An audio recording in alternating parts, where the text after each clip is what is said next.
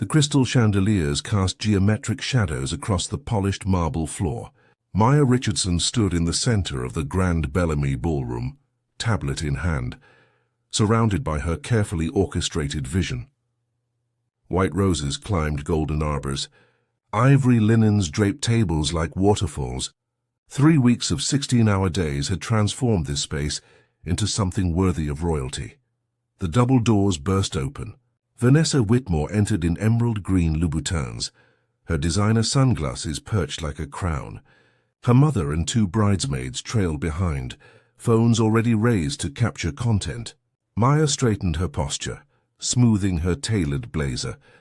"Ms. Whitmore, welcome to your final walkthrough." Maya's voice carried the practiced warmth of 1,000 client meetings. "Everything's ready for your review." Vanessa circled the room slowly, her manicured finger trailing along table edges. She examined centerpieces with theatrical scrutiny. Maya's assistant, Jordan, hovered nearby with backup timelines. The venue manager, David Chen, observed from the entrance. Vanessa's phone erupted with a shrill ringtone. She answered without apology, her voice sharp. "What do you mean the centerpieces are wrong?" "I specifically said—" Her eyes snapped to Maya. "Hold on." She lowered the phone, her expression shifting to cold irritation. "The centerpieces at the church are completely wrong." "Gold, not ivory." "How difficult is that to understand?" Her voice dripped with condescension. Maya stepped forward calmly. "Ms. Whitmore, those centerpieces match your approved mock-ups exactly. I can show you that—" "Don't tell me what I approved." Vanessa's lips curled into something cruel. She glanced at her bridesmaids, then back at Maya. "I'm not surprised, honestly. I should have known better than to trust—" She paused, letting the silence stretch. "Someone like you to understand elegance." The room temperature seemed to drop. Vanessa's mother gasped softly. Jordan's clipboard clattered against the floor. David Chen took 1 step forward, then stopped. Maya's grandmother had taught her to read the space between words. She heard what Vanessa didn't say aloud. "Everyone did. Excuse me." Maya's voice remained level, but her hand tightened around her tablet. Vanessa smiled, sweet as poison. "Fix it. That's what I'm paying you for." She turned away, dismissing Maya like furniture. Maya's finger hovered over her tablet screen. 1 tap opened her contract files. 2 taps pulled up the venue management portal. 3 taps set everything in motion. "Ms. Whitmore," Maya said quietly, "we need to speak privately." Vanessa waved her hand without turning. "Handle it yourself. I have a fitting in 20 minutes. Maya looked at David. He nodded once. She walked toward his office, her heels clicking against marble like a countdown. Behind her, Vanessa laughed with her bridesmaids, already forgetting the moment, but the moment hadn't forgotten her. 3 weeks earlier, Maya had received the inquiry through her website. Vanessa Whitmore's email was brief, demanding and referenced the Castellano Price wedding from last spring.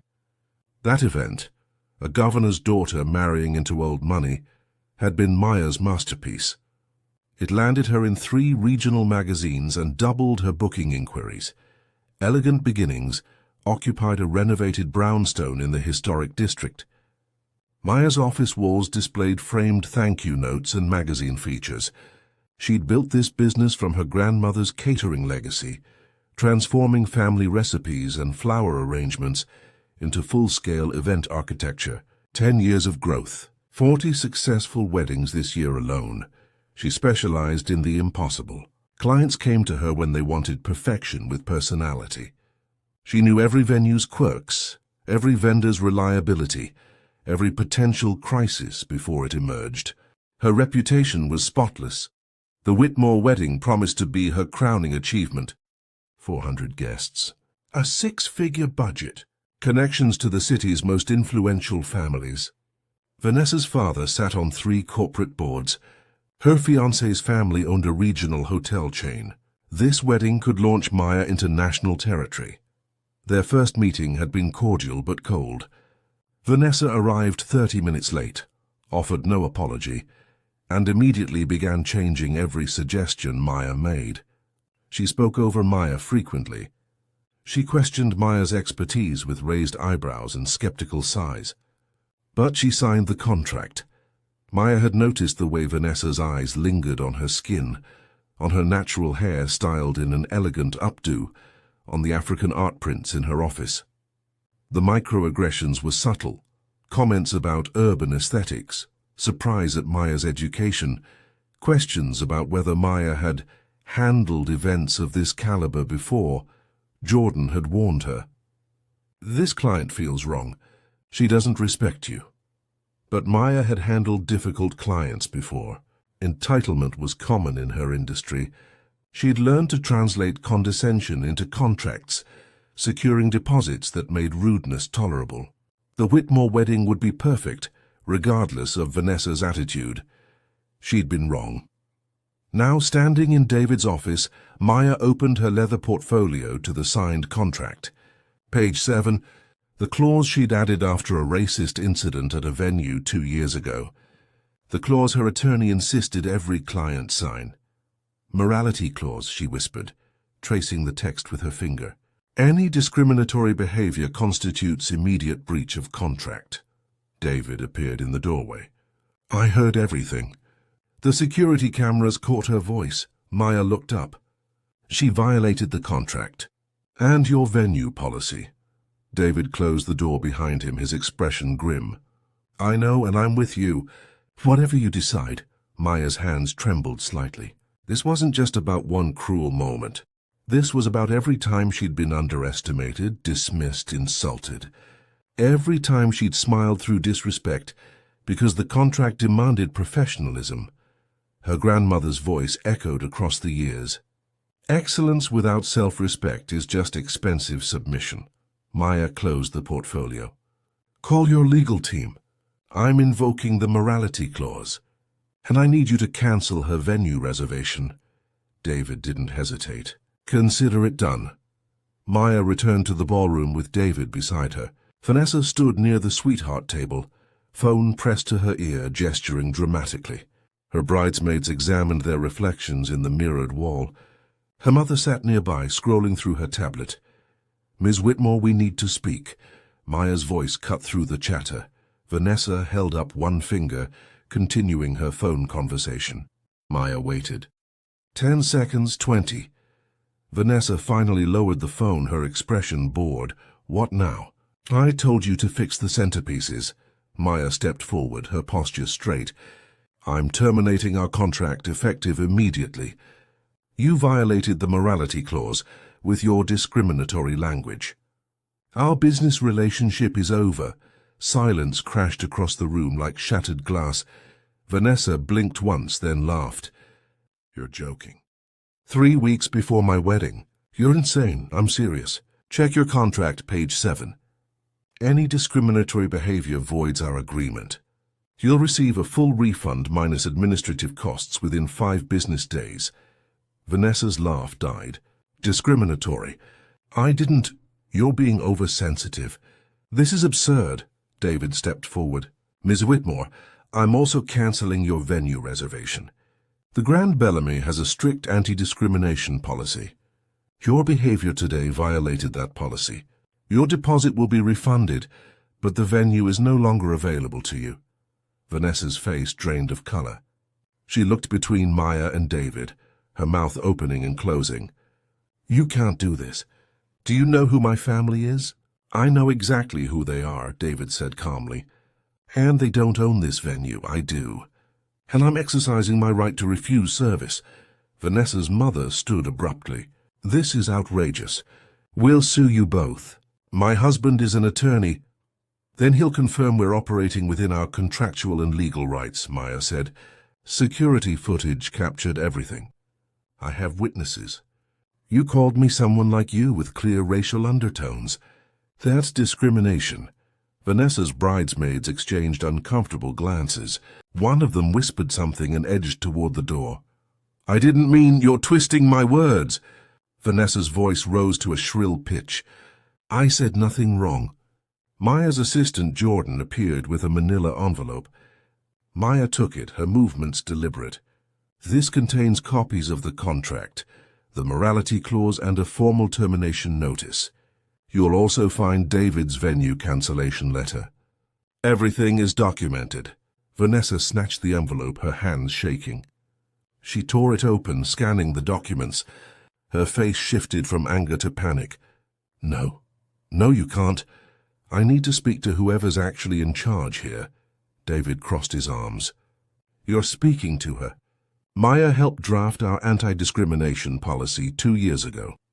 She's been a partner venue coordinator for 5 years. She has more authority here than you ever will. Vanessa whirled on Maya. You vindictive. This is because you can't handle criticism. You're sabotaging my wedding out of spite. I'm protecting my business and my dignity, Maya said quietly. Something you clearly don't understand. Vanessa's mother grabbed her daughter's arm. Call your father now. Vanessa fumbled with her phone, her perfectly manicured nails clicking against the screen. She pressed it to her ear, her breathing rapid. Daddy, I need you. The wedding planner is trying to cancel everything. Come to the Grand Bellamy immediately. Maya glanced at David. He nodded toward his office. They turned to leave. Don't you dare walk away from me, Vanessa shrieked. I will destroy you.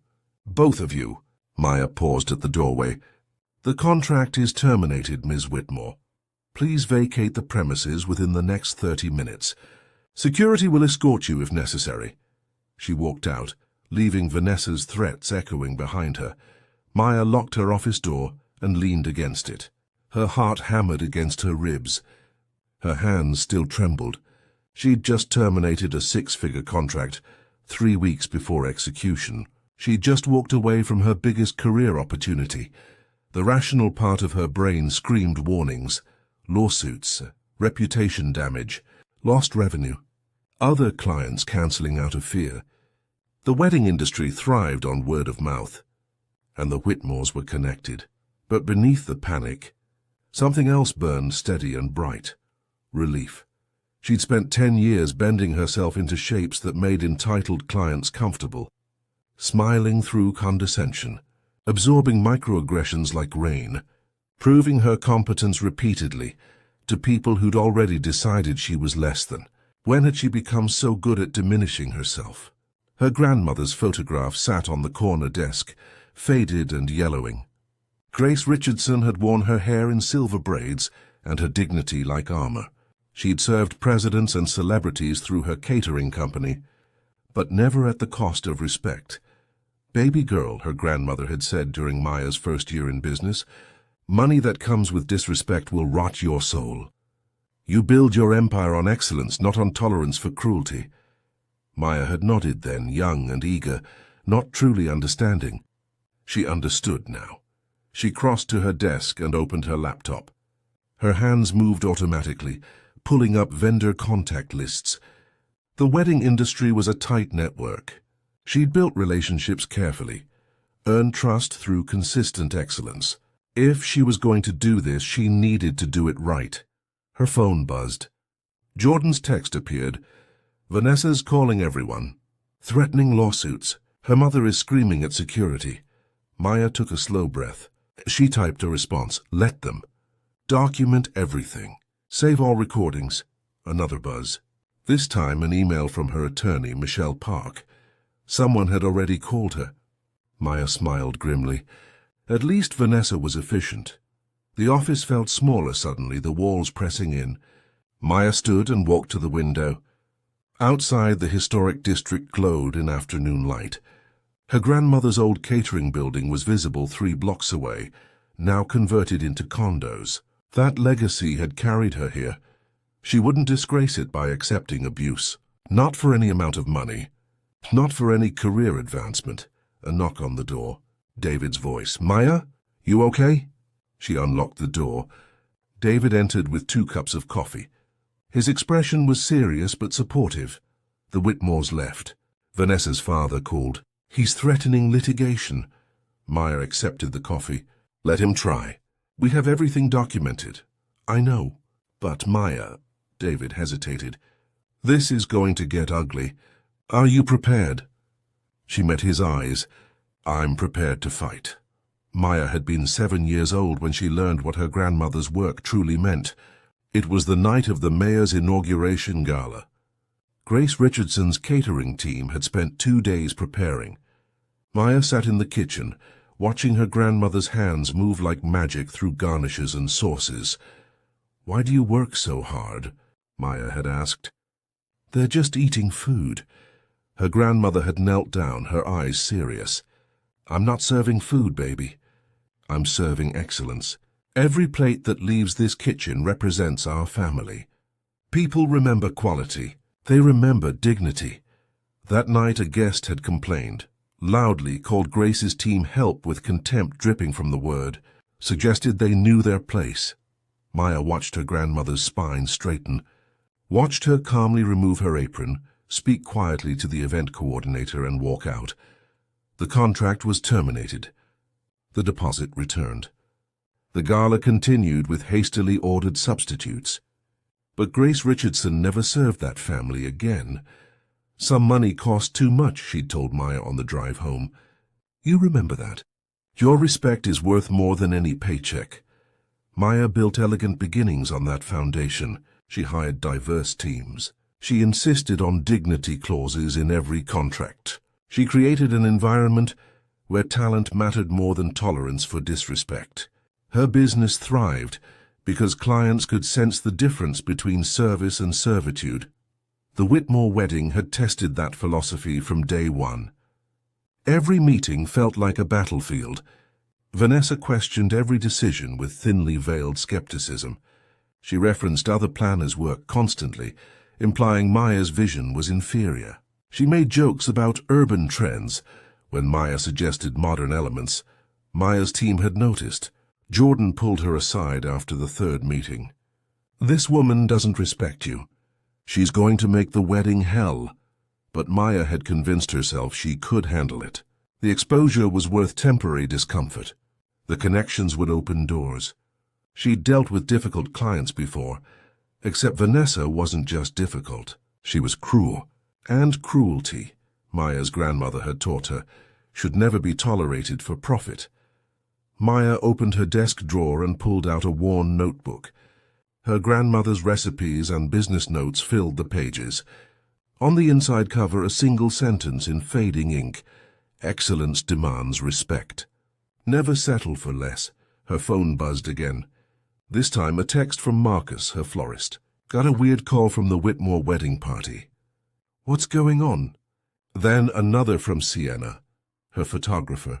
"Vanessa Whitmore just offered me double to testify you're unprofessional." Obviously said no. "You good?" Maya's jaw tightened.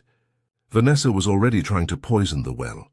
She typed rapid responses, explaining the situation, thanking them for their loyalty. More messages flooded in. The caterer, the DJ, the cake designer. Vanessa was systematically contacting every vendor, trying to salvage her wedding and destroy Maya's reputation simultaneously. But the responses surprised her. Every single vendor stood with Maya. Some had worked with her for years. Others had only partnered once. But they all refused Vanessa's offers and asked how they could support Maya. The wedding industry was brutal, competitive, and unforgiving. But it was also built on relationships. Maya had spent a decade treating people with respect, honoring commitments, building trust. Now that foundation held firm. She leaned back in her chair, feeling the weight shift slightly. This battle wasn't over. The Whitmores had money and connections. They'd fight dirty. But Maya wasn't alone. Her grandmother's voice whispered through memory. "Stand up once and you'll remember how. Stand up always and others will stand with you." Maya opened a new document and began typing. Not a defense, an explanation. A statement for her website, her social media, her professional network. The truth clearly stated without apology. She would fight this battle in daylight. With witnesses, with documentation, with the same excellence that built her business. David knocked again 2 hours later. His expression was grim but energized. He carried a thin folder. "I made some calls," he said, sitting across from Maya's desk. "Called in some favors. The Whitmore family isn't as untouchable as they pretend. Maya looked up from her laptop. What did you find? 3 other wedding vendors have filed complaints against Vanessa in the past 18 months. 2 planners, 1 venue coordinator. All dropped their complaints after receiving settlement offers with non-disclosure agreements. Maya's stomach tightened. She's done this before. Consistently. She creates hostile environments, makes discriminatory comments, then her family throws money at the problem. They've paid out over $200,000 to make issues disappear. David opened the folder. Inside were printed emails, legal documents, and testimonial statements. Maya scanned them quickly. The pattern was unmistakable. Vanessa had a history of targeting service workers, particularly women of color. She'd call them incompetent, question their credentials, make racially charged comments, then escalate when called out. Why didn't anyone warn me? Maya whispered. NDAs and fear. The Whitmore family has threatened litigation against anyone who speaks publicly. Most vendors can't afford that fight. David paused. But I spoke with Carla Martinez. She planned Vanessa's engagement party last year. Maya knew Carla. They'd collaborated on several events. What happened? Vanessa accused Carla of theft when expensive decorations went missing. Turned out Vanessa's mother had removed them without telling anyone. But Vanessa refused to apologize. Instead, she told Carla she should be grateful for the opportunity and suggested Carla was lucky to work for families like hers. When Carla pushed back, Vanessa threatened her business license, and Carla settled. She had 2 kids and a mortgage. $60,000 and an NDA kept her business alive. David's jaw clenched. But she wants to help you. Anonymously, she's willing to provide a statement to your attorney describing the pattern of behavior.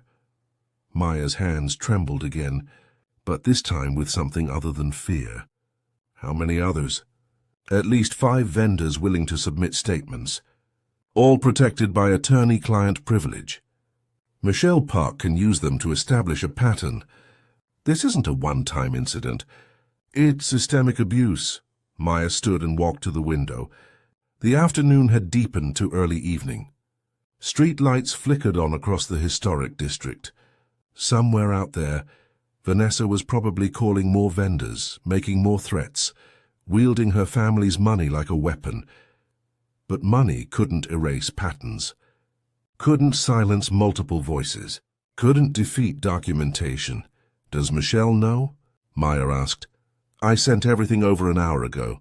She's reviewing now. She thinks you have a strong case, not just for defense, but potentially for a countersuit.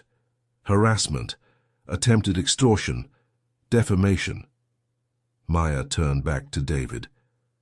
I don't want revenge. I want accountability. Sometimes they're the same thing. David stood. The Grand Bellamy is behind you, fully. Whatever legal support you need, you have it. Maya nodded slowly. Her grandmother had fought small battles alone, but Maya didn't have to. She had allies, documentation, a decade of excellent reputation, and the truth. Her phone buzzed. Michelle Park's name flashed on the screen. Maya answered. Maya, I've reviewed everything David sent. Michelle's voice was crisp, professional. This is bigger than one contract termination. Vanessa Whitmore has a documented history of discriminatory behavior and abuse. Her family's been covering it up through settlements. That ends now. What do I need to do? Keep documenting everything. Every call, every email, every threat. I'm preparing a comprehensive legal response. And Maya? Michelle paused. I'm also reaching out to the other victims. If they're willing, we build a class action. We expose the pattern. We make sure she can't do this to anyone else. Maya's heart pounded. That's a big fight. It's the right fight. And you don't have to fight alone. Maya ended the call and looked at David. This is going to get worse before it gets better. I know, David said. But worse means they're scared. And scared people make mistakes. Maya opened her laptop again. Her statement was nearly finished. Tomorrow she'd publish it. Let the world see the truth. Let Vanessa's pattern of cruelty finally face consequences. Excellence demanded respect. Her grandmother had taught her that. Now Maya would teach the Whitmores. The next morning, Maya published her statement at 9 a.m. By noon, her phone had exploded. Support poured in from colleagues, past clients, and industry professionals. Her story was shared across wedding planning forums and social media. Stand with Maya trended locally. 3 major wedding blogs requested interviews, but the Whitmore response came swiftly. At 2 p.m., Vanessa's father, Robert Whitmore, called Maya's office directly. "Ms. Richardson, this is Robert Whitmore. I'm calling to resolve this situation amicably." His voice was smooth, controlled, practiced. "My daughter made a regrettable comment in a stressful moment. She's willing to apologize. We'd like to reinstate the contract and move forward." Maya leaned back in her chair. "Mr. Whitmore, your daughter violated our contract and your venue's anti-discrimination policy. There's nothing to reinstate. I understand you're upset, but let's be reasonable. Vanessa's wedding is in 3 weeks. Canceling now damages both parties. We're prepared to increase your fee by 40% as compensation for the inconvenience." 40%. Nearly $30,000. Maya's business could use that money. She had overhead employees, debt from her recent office expansion. "This isn't about money, Mr. Whitmore. Everything is about money. Ms. Richardson, be pragmatic." His tone shifted, hardening slightly. "Walking away from this contract could damage your reputation significantly. The Whitmore family has considerable influence in this city. We could make doing business very difficult for you." There it was. The velvet glove removed. "Are you threatening me, Mr. Whitmore?" "I'm stating facts. We have attorneys prepared to file suit for breach of contract, defamation, and tortious interference. Your morality clause is vague and likely unenforceable. This will be expensive and public, or—" He paused.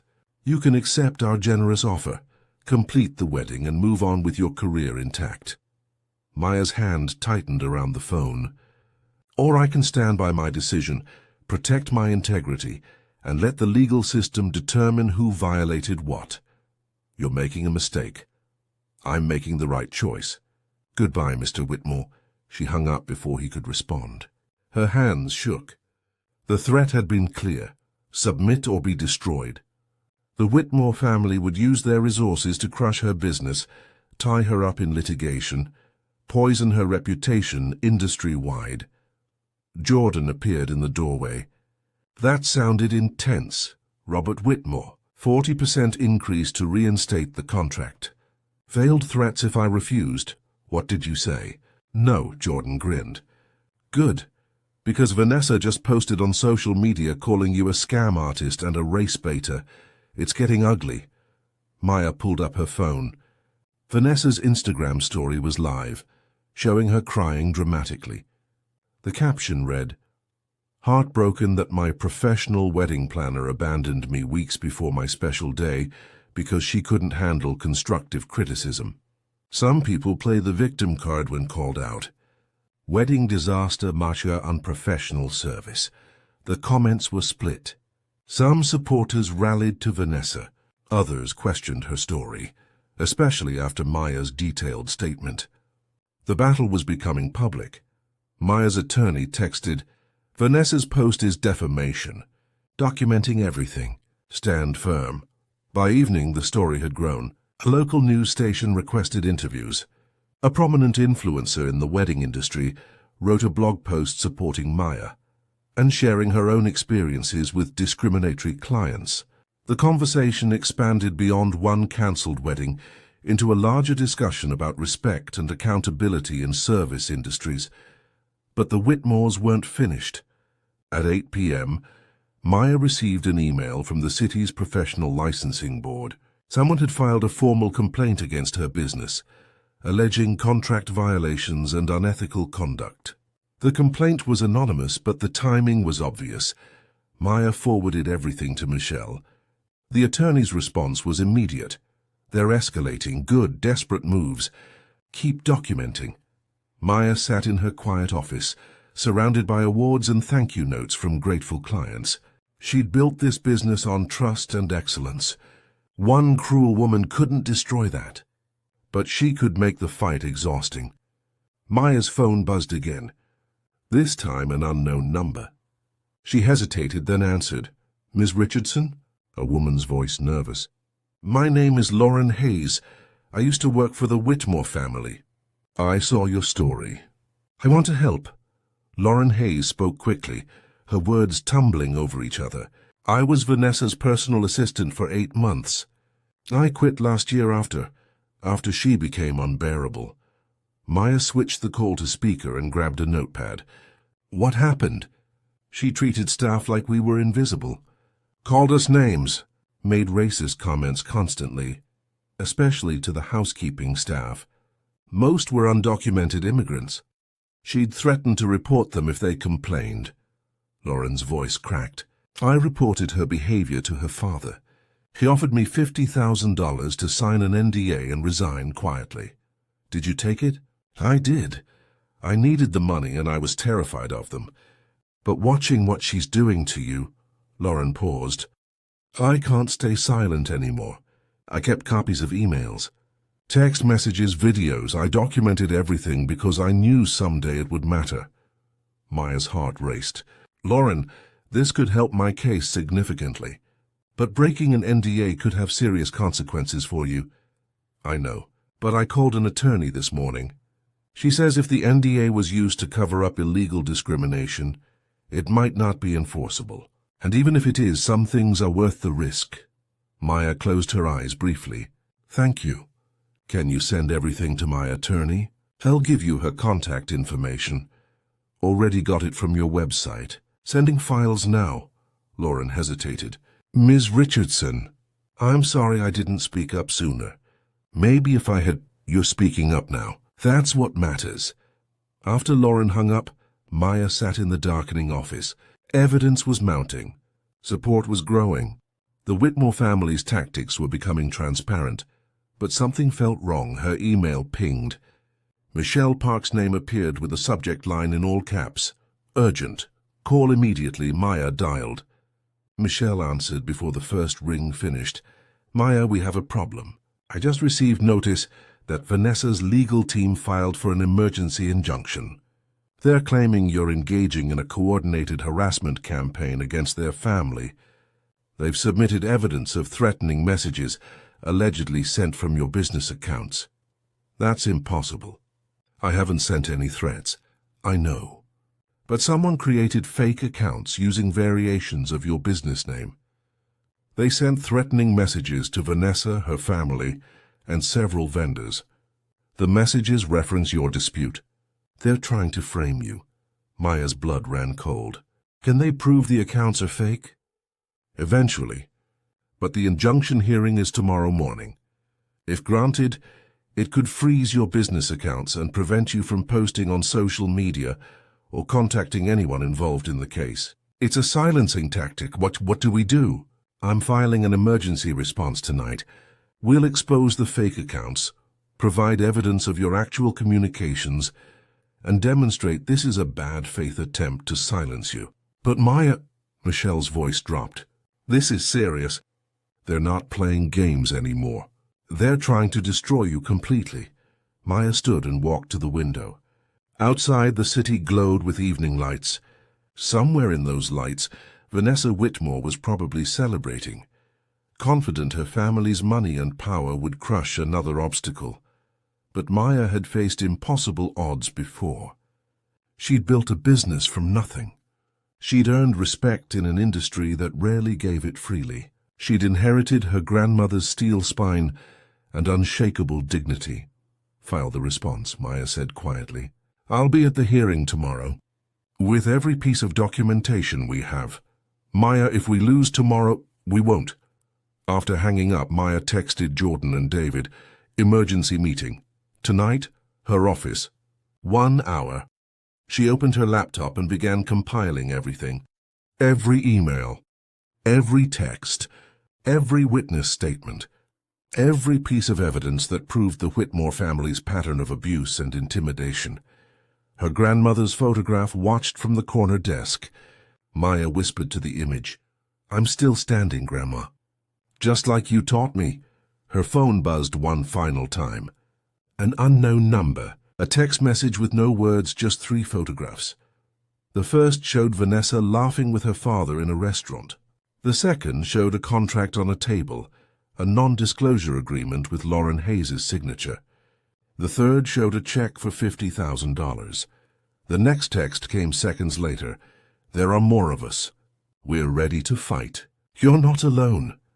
Maya saved the images and forwarded them to Michelle. Then she sat in the quiet office, surrounded by the empire she'd built through excellence and dignity, and prepared for the battle that would define everything. Tomorrow, the Whitmore family would learn what happened when cruelty collided with consequence. Maya arrived at the courthouse at 7 a.m. The injunction hearing was scheduled for 9. She sat in her car, watching early morning light paint the building's limestone columns gold. Her hands gripped the steering wheel, knuckles pale. Michelle had worked through the night preparing their defense. But the Whitmore family had resources: 5 attorneys, investigators, a public relations firm. Maya had Michelle, the truth, and a stack of documentation. It didn't feel like enough. Her phone remained silent. Jordan had texted supportive messages until midnight. David had offered to attend the hearing. But Maya had asked them to stay away. This fight was hers. Dragging others deeper into the Whitmore family's vendetta felt wrong. The parking lot slowly filled with cars, attorneys in expensive suits, court officials with coffee cups. Maya recognized one of Vanessa's attorneys from his firm's billboard advertisements. He drove a Tesla and walked with the confidence of someone who'd never lost. Maya's phone buzzed. A text from her mother. "Praying for you, baby. Your grandmother is watching. Make her proud." Tears stung Maya's eyes. She blinked them back. Crying before battle was defeat. She needed armor, not vulnerability. She stepped out of her car, smoothing her navy blazer. She'd chosen her outfit carefully, professional, confident, dignified. Her grandmother's pearl earrings, her father's watch, symbols of legacy and strength. Michelle waited at the courthouse entrance, briefcase in hand. Her expression was controlled but tense. "They're already inside," Michelle said. "Full legal team. Robert Whitmore, Vanessa, and about 6 witnesses I don't recognize." Maya's stomach dropped. "Witnesses to what?" "Allegedly to your threatening behavior. I'm guessing paid testimony." Michelle touched Maya's arm. "Stay calm. Let me handle the arguments. You just need to be present and professional." They entered the courthouse together. The hallway smelled like floor polish and old paper. Maya's heels clicked against tile, each step echoing like a countdown. The courtroom was small, designed for emergency hearings. The Whitmore legal team occupied the entire left side. Vanessa sat beside her father, dressed in a cream Chanel suit, her expression perfectly arranged into wounded innocence. Maya and Michelle took their seats on the right side, alone. The judge entered. Everyone stood. Maya's heart hammered so loudly, she barely heard the bailiff's announcement. The battle had begun. The Whitmore attorney, Gerald Brennan, spoke first. His voice carried the smooth authority of expensive education and decades of courtroom victories. "Your Honor, we're here because Miss Richardson has engaged in a calculated campaign to destroy my client's reputation and business interests. After being terminated for legitimate performance issues, she published false statements, coordinated attacks on social media, and sent threatening communications through proxy accounts." He presented printed evidence, screenshots of threatening messages, social media posts criticizing the Whitmore family. Alleged witness statements claiming Maya had encouraged harassment. The pile looked damning. "We're requesting an emergency injunction to prevent further damage while we pursue civil remedies. Ms. Richardson's business accounts should be frozen. Her social media access restricted. Her ability to contact vendors and clients limited. This harassment must stop." The judge examined the documents, his expression neutral. Maya's hands trembled in her lap. Michelle took notes rapidly. "Ms. Park, your response?" the judge asked. Michelle stood, her voice clear and strong. "Your Honor, this is a transparent attempt to silence a woman who stood up against discrimination. Every piece of evidence presented is either fabricated or deliberately misrepresented." She approached the bench with her own documentation. These threatening messages came from fake accounts created within 24 hours of Ms. Richardson's statement. Our forensic analysis shows they originated from IP addresses with no connection to Ms. Richardson or her business. Someone created these accounts specifically to frame her. Michelle presented page after page of evidence, technical reports, timeline analyses, screenshots showing the fake accounts' creation dates. Furthermore, Your Honor, Ms. Richardson terminated her contract legally under a morality clause both parties signed. Security footage from the Grand Bellamy, which we've submitted, shows Ms. Whitmore making discriminatory comments. Multiple witnesses have provided statements confirming the incident, Gerald Brennan interrupted. Alleged discrimination, one employee's oversensitivity to constructive criticism. 5 separate vendors have come forward with similar stories, Michelle countered sharply. Ms. Whitmore has a documented pattern of discriminatory behavior. Her family has paid over $200,000 in settlements with non-disclosure agreements. This isn't about one incident. It's about systemic abuse and attempted suppression of truth. The judge held up his hand. Ms. Park, you're alleging the Whitmore family has engaged in witness tampering and evidence fabrication? Yes, Your Honor, and we have proof. Michelle presented Lauren Hayes' documentation, email showing Robert Whitmore explicitly offering money to silence complaints, text messages where Vanessa made racist comments to staff, videos of hostile behavior towards service workers. Lauren Hayes signed an NDA under duress, Michelle continued, but that agreement is void if it was used to conceal illegal discrimination. She's prepared to testify. So are 4 other former employees and contractors. Gerald Brennan's confident expression cracked slightly. He whispered urgently with his team. The judge studied the documents carefully. Minutes stretched like hours. Maya barely breathed. "Mr. Brennan, I'm troubled by these allegations," the judge finally said. "The evidence Ms. Park presented suggests possible fraud and witness intimidation. Do you have responses to these specific claims?" Gerald stood, his composure returning. "Your Honor, we dispute the authenticity and context of those documents. Ms. Hayes violated her NDA. Her credibility is questionable. As for the other witnesses, they're clearly coordinating with Ms. Richardson for financial gain." "Financial gain?" Michelle's voice rose. "These people risked legal action to tell the truth. They have nothing to gain except freedom from intimidation." The judge raised his hand again. "I'm denying the injunction request." The evidence presented doesn't support claims of ongoing harassment by Ms. Richardson. However, I'm ordering both parties to cease all public statements, pending a full evidentiary hearing in 30 days. Maya exhaled shakily. "Not a complete victory, but not defeat. Your Honor," Gerald began, "my decision is final. Both parties will submit complete documentation within 2 weeks. We'll address all claims comprehensively at that time." Court adjourned, the gavel struck. The courthouse hallway erupted with activity. Vanessa's attorneys huddled together, arguing in urgent whispers. Robert Whitmore's face was dark with fury. Vanessa herself looked stunned, her perfect composure finally cracking. Maya and Michelle stepped into a quiet alcove. Michelle was already typing on her phone. "That went better than expected," Michelle said. "But we need to prepare for the full hearing. They'll bring everything they have. What do we need? Every witness willing to testify. Complete documentation and—" Michelle hesitated. "Maya, we need to go public." "Really public?" The judge ordered silence, but he can't stop the witnesses from speaking. "If we can get media coverage before the hearing, public pressure might force a settlement." Maya's phone buzzed. A text from Jordan. News vans outside your office. Vanessa just posted another Instagram story. It's blowing up. Maya pulled up Instagram. Vanessa's latest post showed her crying in her father's arms. The caption read, "Devastated that the justice system protects bullies while victims suffer. My wedding is ruined, my reputation destroyed.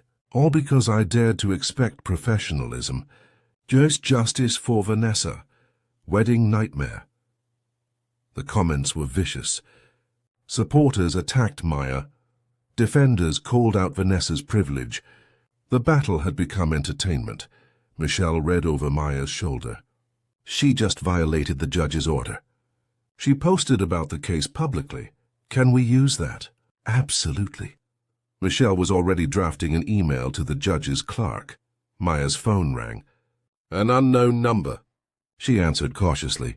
Ms. Richardson, this is Tanya Brooks from Channel 7 News. We're covering your story. Would you be willing to do an on-camera interview? Maya looked at Michelle, who nodded encouragingly. Yes, Maya said. I'll do it. The interview was scheduled for that afternoon at a neutral location. Maya arrived with Michelle in Jordan. The news crew had set up lights and cameras in a small conference room. Tanya Brooks was a veteran journalist known for investigative pieces. Thank you for agreeing to this, Tanya said as Maya sat down. Your story has sparked significant conversation about discrimination in service industries. I'm here to tell the truth, Maya said simply.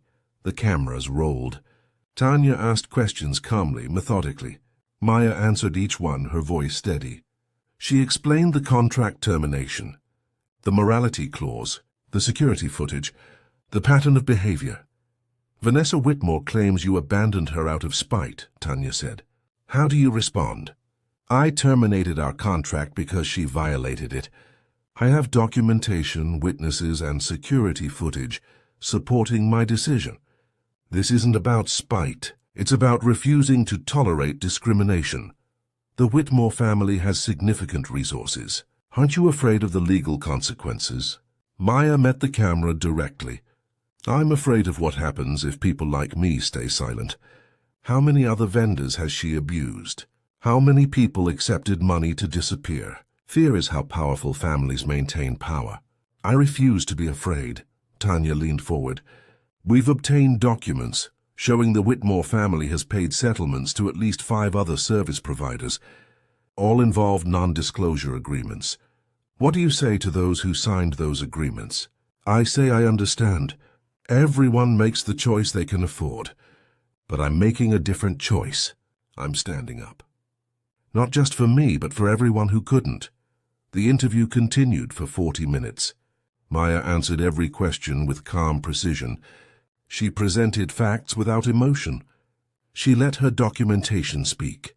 When the cameras stopped, Tanya smiled. This airs tonight at 6. Be prepared for the response. The response came faster than expected. By 4 p.m., the interview clip had been released online. Within 2 hours, it had 50,000 views. By evening, it had gone viral. Support flooded in from across the country. Wedding professionals shared their own stories of discrimination. Former Whitmore employees began coming forward publicly. The hashtag #YourStandWithMaya trended nationally, but the Whitmore response was swift and vicious. Robert Whitmore released a statement calling Maya's claims fabricated defamation. Vanessa posted tearful videos. Their attorneys threatened lawsuits against every media outlet covering the story. Then, at 9 p.m., everything changed. A major investigative journalist, Marcus Chen, published a comprehensive exposé. He'd been researching the Whitmore family for months on an unrelated story. Maya's case had given him the opening he needed. The article detailed decades of abuse, labor violations, discriminatory practices at family businesses, settlements paid to silence victims, Robert Whitmore's history of using legal intimidation, Vanessa's patterns of cruelty toward service workers. The evidence was overwhelming. Tax documents, court records, testimony from dozens of sources. The Whitmore family's carefully constructed image shattered overnight. Maya read the article in her office. surrounded by Jordan and David. Her phone hadn't stopped ringing. Media requests, support messages, offers of legal assistance. "You did it," Jordan whispered. "You actually did it." Maya shook her head. "We did it. Everyone who spoke up. Everyone who refused to stay silent." Her phone buzzed again. Michelle's name flashed. Maya answered. "Maya, you need to see this." Vanessa just deleted all her social media posts. Robert Whitmore's attorneys requested an emergency meeting. They want to settle. The settlement meeting took place in a neutral attorney's office 3 days later. The Whitmore legal team looked exhausted. Robert Whitmore's confident arrogance had vanished. Vanessa wasn't present. Gerald Brennan spoke first, his voice lacking its earlier smoothness. "Our clients wish to resolve this matter quietly.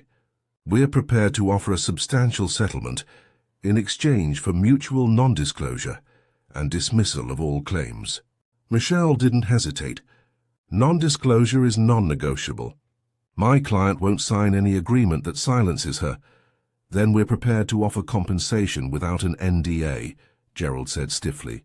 $150,000, full public apology from the Whitmore family, and withdrawal of all legal threats against Ms. Richardson and her business. Maya had discussed this moment with Michelle. The money would cover legal costs and lost revenue. The apology would repair her reputation. Accepting would end the battle cleanly, but something her grandmother once said echoed through her mind. Some victories are private. Others need to be public. Know which battle you're fighting. "I don't want their money," Maya said quietly. Everyone in the room turned to her. "I want accountability," Gerald blinked. "I'm sorry? Keep your settlement. Issue the public apology. Withdraw your legal threats. But also commit to real change." Sensitivity training for Vanessa. Public acknowledgement of the pattern of discrimination. Establishment of a fund for service workers who've experienced similar abuse. Make this mean something. Robert Whitmore's face flushed red. "You're demanding we admit guilt publicly?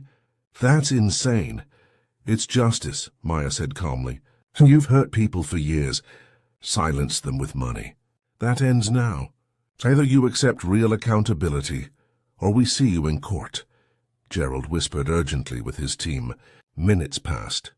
Finally, he turned back. "We accept your terms. Public apology, acknowledgement of past behavior, commitment to training and reform, establishment of a $50,000 fund administered by an independent organization. In exchange, you drop all potential legal claims." Maya looked at Michelle, who nodded. "Acceptable. Draft the agreement." 2 weeks later, the Whitmore family issued a formal public statement. It acknowledged Vanessa's discriminatory behavior, apologized to Maya and other affected individuals, announced mandatory diversity training, established the Service Workers Support Fund. The statement was national news. Discussions about discrimination in service industries exploded across media platforms. Other families facing similar allegations found themselves under scrutiny. Maya's business phone rang constantly. New clients, interview requests, speaking opportunities. Her story had become a symbol of resistance against entitlement and abuse. But the moment that mattered most came on a quiet Saturday morning. Maya stood in her office organizing files when Jordan brought in a package. Inside was a handwritten letter from Lauren Hayes. "Thank you for giving me the courage to speak. I've started working with an advocacy group, helping service workers navigate discrimination claims. Your strength inspired me to find mine. We're changing things. Together." Maya folded the letter carefully and placed it beside her grandmother's photograph. Two women decades apart, fighting the same battle, building the same legacy. Her phone buzzed. A text from David. "Grand Bellamy is naming a conference room after Grace Richardson. Your grandmother's legacy deserves recognition. Hope that's okay." Maya smiled through tears. "More than okay, Grandma. More than okay." 3 months later, Maya stood in the newly dedicated Grace Richardson conference room at the Grand Bellamy. The plaque beside the door read, "In honor of excellence, dignity, and the courage to demand both. She ran her fingers across the engraved letters, thinking about the journey from that explosive confrontation to this quiet moment of recognition. The battle had been exhausting. The cost had been real. But the victory wasn't just hers. 23 service workers had come forward with their own stories after Maya's case went public. 15 had received settlements. 8 had filed formal complaints. The industry was changing, slowly but measurably. Maya's business had grown beyond her expectations. But more importantly, she'd helped create space for others to stand up, to demand respect, to refuse tolerance of cruelty. Her grandmother had taught her that excellence without self-respect was submission. Maya had learned that self-respect without collective action was isolation. Real change required both. She thought about Vanessa sometimes. The woman had completed sensitivity training, according to the settlement agreement. Whether she'd actually changed remained unclear, but she couldn't hurt people with impunity anymore. That mattered. Maya's phone buzzed. A text from a new client. "I hired you because you stood up. I need someone who understands that dignity isn't negotiable." Maya smiled and typed her response. Then she stood in the quiet conference room, surrounded by photographs of events her grandmother had created decades ago, and whispered the lesson forward. "Stand up once, and you'll remember how. Stand up always, and others will stand with you. Some battles are fought alone. Some victories are private. But the ones that echo across generations, those require courage to speak, witnesses to listen, and the unshakable belief that respect is never too high a price to demand." Maya walked out of the conference room, leaving the door open behind her. An invitation. A promise. A legacy continuing. Excellence demands respect. Always has. Always will. And when cruelty collides with consequence, dignity doesn't just survive, it wins.